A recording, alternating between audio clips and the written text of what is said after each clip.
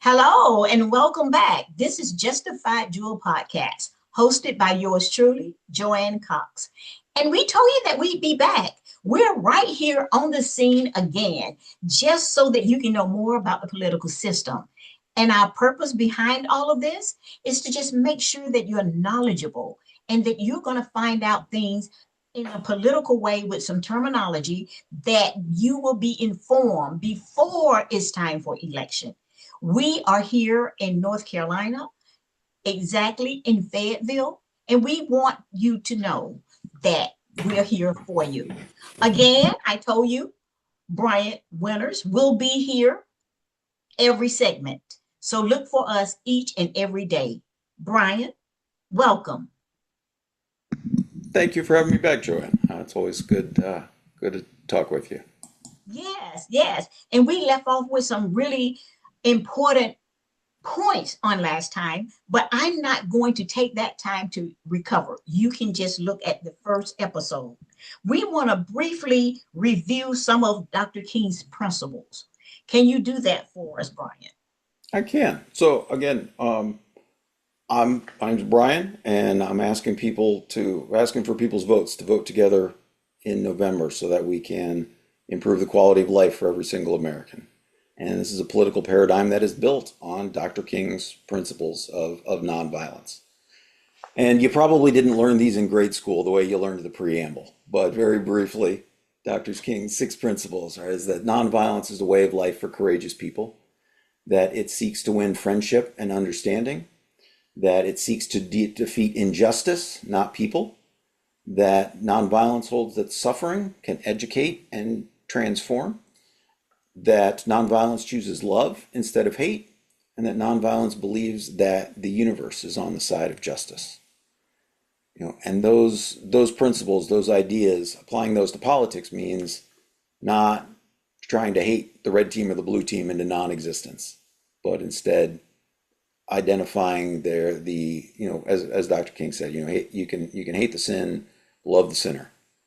And so to focus on the injustices and not not people.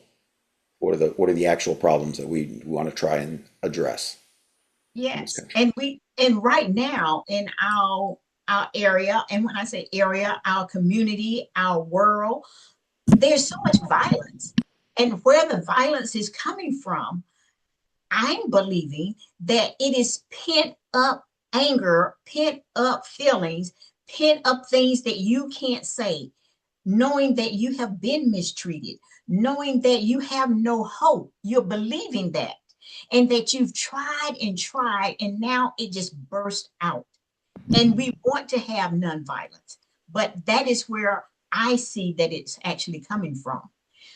In saying this, Brian, how do we get to a point where it's not about children, it's not about teens, it's not a cultural thing, it's all over with this violence. And it's not always physical violence, it's mental violence. And educated people are coming out of the woodworks acting like 2 year olds that are actually having a tantrum. Well, and there's economic violence too, right? The Yeah, economic systems of our country that are stacked against the average person and set up things up in a way that we're not set up in a way that really encourages us to succeed. Things are structured against us, and so there's a lot of that economic violence as well. And so, Dr. King recognized this in his life. He championed a guaranteed annual income, what we today often refer to as UBI or unconditional basic income, and the idea of guaranteeing everybody a certain amount of money to meet their needs, and give them an economic foundation for a dignified life where they can make meaningful choices and reduce that economic violence, that economic coercion that so often limits what we can do in our daily life.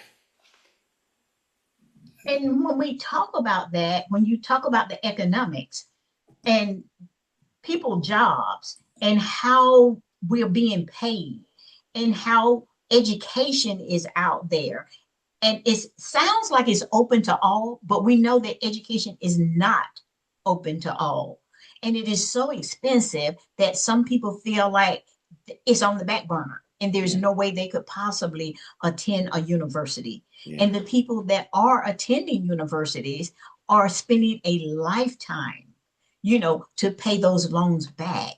Yeah. And then we have the medical issue where people are hospitalized and some people don't take care of themselves because they can't pay the medical bill.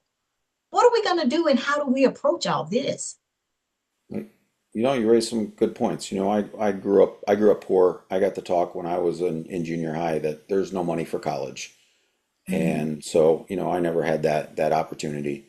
My little sister joined the military so that she could have an opportunity for the college education. You Mm-hmm. know, and we don't, this is the lack of resources limits the choices that we can frequently make. And so if we can address those, and we can with a program like UBI, Mm-hmm. we give people the dignity and the ability to make those choices. You know, And what is UBI? UBI is unconditional basic income. This is the idea that every citizen of the United States will get a regular amount of money, enough to lift every American family above the poverty line. And what I'm proposing, what I'm trying to collectively bargain for in the 2026 election, would be $20,000 a year for adults, plus $8,000 a year for kids. Again, enough to lift every family up above the poverty line, give them a solid economic floor to build on. And then you can use capitalism to build as high as you want from there. But to say, as Americans, we're not going to let anyone fall below this line, because far too many people in this country are falling through the holes in the safety net, right? A net, by definition, is full of holes, and too many people are going through it. So instead, we can build a safety floor, Mm-hmm. and yeah, and we can address these problems, because poverty in the United States causes so many other issues, right? It drives more healthcare usage, it drives crime, and it can, inflict childhood trauma and shape people's perspectives for years to come. And we can fix that. It is a problem that we can fix. We, the people, can find better ways to do things in the United States if we can find a better way to organize for political power. And you're saying we can fix this. I'm hearing that we have hope and that we are the missing piece in the puzzle and we can make changes. As you were saying this to the viewers, what do I do as an individual? What do I do to bring hope and to make this happen? Me, just this one person. How does that happen? How does that look? So we can tune ourselves, we can harmonize ourselves around a shared vision of what America could accomplish. And so at the hub of this political paradigm, I promote a monthly group fast, a fast for peace. Mhm. And this is based on the way that Gandhi organized his nonviolent war of independence in India, as a way for people across a big country, people of various backgrounds and positions in life, could all voluntarily undergo the same thing wherever they were, to create a shared experience and to seize the moral high ground, through that shared self-sacrifice. And so, as we talked about last month, I invite people to join this fast on the 15th of each month. And Joann, did you join us in July? How Yes, how I how sure was your did. how was I your sure experience? Could did. you could you tell us about your experience? Oh, yes, yes. Fasting is not unusual for me, but I, when you said that date, and I was all in for it, and you made such a powerful statement for behind this type of fast because I was not fasting before for that political reason. And just for me, it was a mental thing of giving me more strength and purity and clarity in my thinking. Because with fasting, sometimes people just, what are you going without? You're just having water on this particular fast. And you want to make sure that you're taking care of yourself and doing it properly. But what I was doing because of what Brian introduced me to is that this is in a unity. We are now uniting together for a common cause. And that is what it is all about when we make these political movements. And that is so that we can unite with each other and have that. And I think that we should come together to find out what that experience is for each person, because it gives me more hope knowing that 50 other people are doing the same thing for the same reason on the same day. That's important. Absolutely. And, and fasting is outside of the experience of many Americans. Including, 10 years ago, it was outside my experience. I had no idea just how capable we are. We've been, fed this message of, breakfast is the most important meal of the day. And, that's more advertising than it is science, right? You got to go out and buy your Dunkin' Donuts, breakfast sandwich and all these things, right? Um, But yeah, so the fast for peace is a simple 24-hour water only fast. And we recommend a dinner to dinner fast. So have Mm-hmm. dinner on the night of the 14th, and then the next day skip breakfast, skip lunch, and after 24 hours, have dinner again. Mm-hmm. And I think what you identified, Joanne, is that it takes an intention, is that putting that intention into your day and knowing that other people are generating the same thing, is um, that's where the value can come in, right? Is that religions have used group fasts for thousands of years as a way to, help people harmonize their intentions and goals. And so Yes. the fast for peace is secular. It's not a religious event, but it uses a similar mechanism. Right, right. Because you have to prepare, number one, for the fast. It's very hot right here in Fayetteville, North Carolina. And August the 15th, it might be just really over 100 degrees. So I want to reach out to people and just say medically, make sure that you're being safe. And if you're like taking insulin or something like that, you might want to check with your physician as in how you can fast. It might not be for 24 hours, or it might be with some other kind of liquid. But if you're in good health and you know how to fast and you're taking care of yourself, that 24 hours coming up August the 15th, we want to be together and fast for peace. And it would definitely make a change in you when you do this for clarity. And that's, change starts with ourselves, right? And so as we change ourselves, then we can change our community and our country. But things have to start with us. And this comes Mm-hmm. back to Dr. King's his fourth principle of nonviolence, is that unearned suffering can educate and transform. And so Mm-hmm. the idea that this is how we can inspire Congress is to demonstrate that we're sacrificing not for ourselves, but because we love this country too, and that we Mm-hmm. want to see the United States get onto a path to a bright and bountiful future. And that we're not trying to defeat any particular politician or anything, that we're trying to address the injustice, the Mm-hmm. economic violence of poverty in this country, as well as lots of other issues. The my campaign, the Vote with Brian campaign, we've got a legislative package that's about this thick, and it's got 1,001 solutions to address, healthcare and poverty and criminal justice reform and government and AI regulations and campaign finance and gerrymandering and lots of policy things that Congress could fix. Congress Mm-hmm. could fix at any time. They're just not, because the incentive structure is all wrong. They make more money by not solving problems and then getting people outraged so they donate money.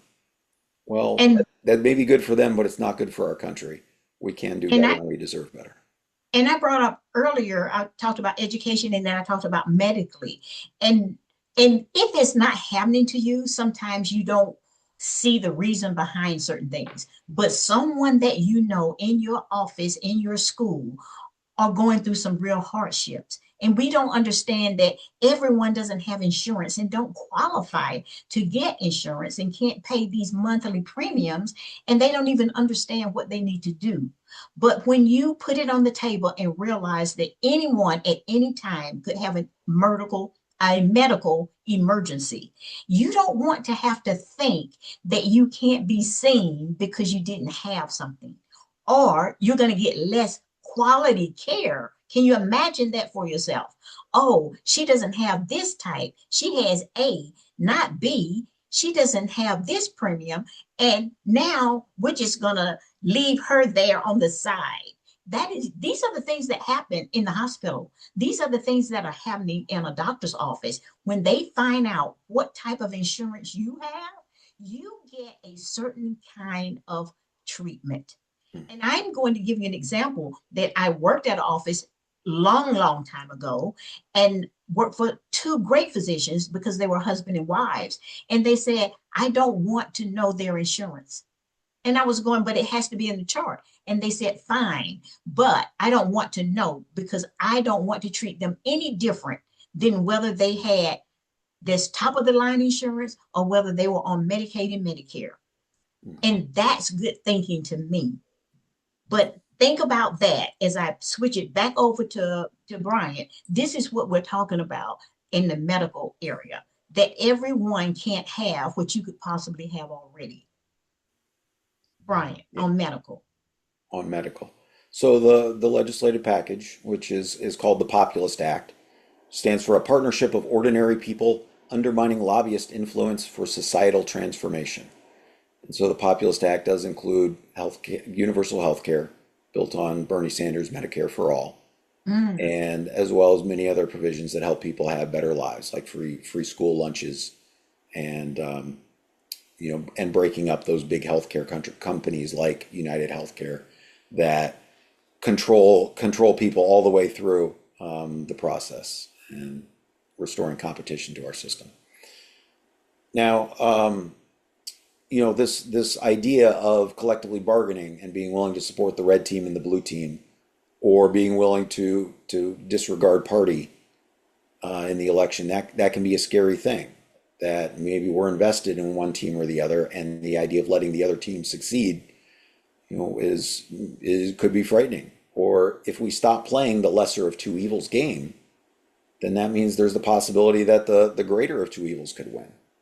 But this comes mhm. back to Dr. King's first principle of nonviolence, is that it is the way of life for courageous people. And in the same way that a labor union, when they go on strike and they say, we're not going to put up with these conditions anymore, they run the risk of losing their jobs and Mhm, not having mhm. employment anymore. But that's the only way that they can get the attention sometimes to really change things. And so if we go on strike and refuse to play this lesser of two evils game, we can make the red team and blue team negotiate and deliver a better way of life for all of us. But that's going to take some compromise for us to do that. And so the fast, this is another important aspect of the fast, is that it's like compromise. It's willingly giving something up. And so by practicing that each month, we can apply that to our politics as well. So Yes, you can learn more about them on my website, votewithbrian.com. yes. And what I heard there is about being courageous. You have to make that step to be courageous.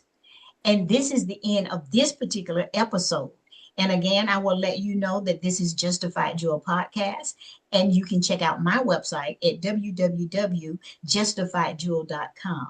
And if you have anything that you want to ask us with questions, you can go straight to my website at joanncox72 at gmail.com. And I will let Bryant let you know how you can connect with him. Again, you can learn more about my campaign and what a bright and bountiful future would look like at votewithbrian.com. That sounds great. And I just want you to know we're going to be doing this every day. I want you to tune in, bring a friend, and then press the subscribe button. And that way it lets you know that we're on, just in case you forget. So you can do that and view us. Because you know what? On our next episode, it's a jubilee for justice. Until next time, we'll see you.